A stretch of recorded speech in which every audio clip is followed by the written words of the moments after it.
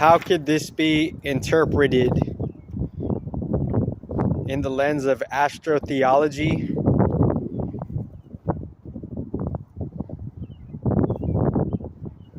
Shout out to Pinterest, who kind of uncovered and deciphered this in the lens of astrotheology. You could look at Jesus in many different ways, obviously. I do a special, mini webinar on my Instagram regarding my perspective on Jesus. And you could unlock that via my Instagram if there's if the resonance is correct. But there's many different ways to interpret this, and none is really wrong or right. It's right to you based on where you're at, but what's right to you, it might not necessarily be the whole truth. But from the astrotheological lens, what did Da Vinci really mean? What did he really encode within this,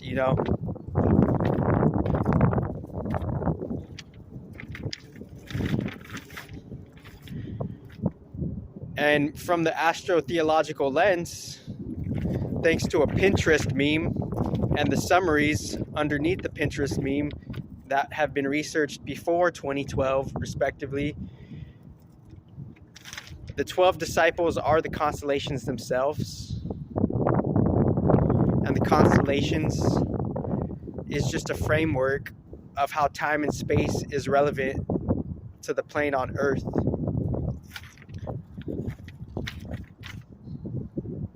So here is, the allegories that are kind of being materialized for the surface level. You could say the surface level allegory that is most relevant to the humans is Sun, Venus, and Mars, because we're caught up in our desires. We're caught up in digesting, what is seen, the sun. And then, we're kind of going after our ambitious pursuits within how we're digesting things and what we're, coping with as far as what we desire. So, and then the earth is like kind of the unconscious body of that, And these express themselves in so many different ways. But here you have first constellation, astrotheology. Here's Aries. There's Taurus. There's Gemini. Right there overhead. Cancer, for whatever reason, has the item. Underhead. Leo's right there in some type of pensive pondering mode. Virgo right there. In between Virgo and Libra. In between the lower abdomen and the spleen, you could say, is the Dantian, to kind of see the correspondence between, modern Chinese astrology and astrotheology. There's Libra. Underneath Libra, here's Scorpio. On top of Scorpio, there's Sagittarii, as I'd like to call it. And in a different picture, I don't remember Sagittarii being a female, but in this rendition, for some odd reason. But this is allegorical. It's not to get too egotistical or identifiable with these things. There's Capri. There's Aquarius. And here's Pisces. So that's the astrotheology of how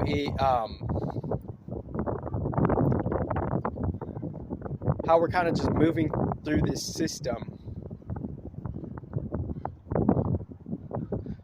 So it's very interesting to see that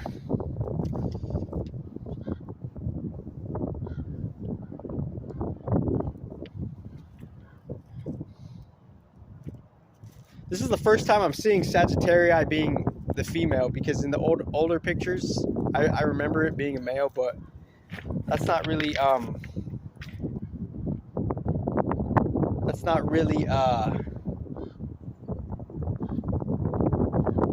I'm trying to like get out of the stereotypes. That's why, pretty much.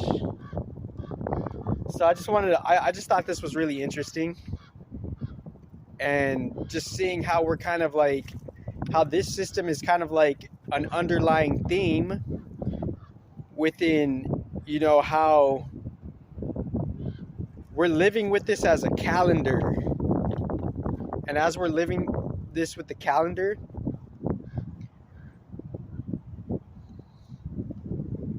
it's being used in different ways. It's not to say it's not to say it's bad or good, it's just how it's being used. So let me go back here. There's a different point I wanted to bring up.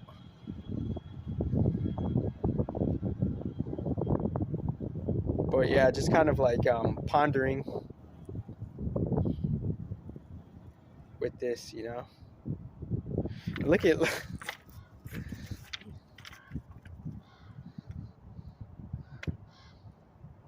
so the earth, you know, the evolution of earth low-key could be the secret evolution secrets of earth could be in Virgo. Once we get a hold of our ego, once the proper, you know, insight gets shined upon on our unconscious eventually, then we could kind of like transmute the shadow of Virgo respectively to the Dantian, and we could get distracted from the Dantian, from the shadow of Libra, being too delusional in the Venusian pursuit, being too polarized in just the Venusian pursuit. I'm not saying the Venusian pursuit is bad or good. I'm saying we could be distracted from just it and polarized from just it. Because on the surface level theme, I believe, you know, what the humans are caught up in is like kind of like the narrative plays of just Sun, Venus, and Mars, and all the other themes. We're losing the relevance of all the other themes, and they could go over our head. So we're caught up in the polarities of just the Sun, just the Venus and the Mars. The Sun being the natural ego, and the natural ego within different pursuits of confusion and distraction. It could be, the ego could be, there could be a shadow of the natural ego. Because it just seems like, you know, at the end of the hour, it just seems like, you know, what we feel, it's kind of based on our own intelligence, on how we're kind of processing what we feel. Because all of this, like, all this projecting and all this ego porn, that's not necessarily what's going on. There's different divine action plays that are beyond toxic thoughts, beyond toxic mentalities, beyond the projection of like, oh, you think you're this, oh, you think you're all that, and a bag of chips. No, it's the divine action is beyond the human mentalities. There's a divine action that's going on. And sometimes it's not about even being self-righteous either. It's not about being caught up in just the shadow or the polarity of the daytime Venusian pursuit. It's not being polarized in the casual. And, you know, that could be like a niche vacuum of like polarization. It's not getting caught up with just the casual diplomacy of things. We're trying to transmute the shadow of Libra and the shadow of Virgo, them being like something of the gatekeepers, to our individual sovereign Dantian. And like I said, you wanna ask me what I think of Yeshua? I have an underground, or it's not necessarily underground. I have a Instagram special on what that means, you know. And I could chime in a little bit about it here, but I already did so, and I'm not gonna waste my time here. So we're caught up in all of these trials, you know, and within all these trials, all the planets go through each one of these constellations on a macro to micro level. And as we're moving through the Earth,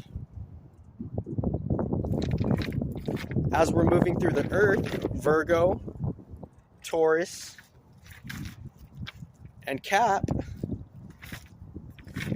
everything is getting, there's radical change that's going on. So we're at where we're at, you know, but it's beneficial to understand the system of it, you know. Thank you very much.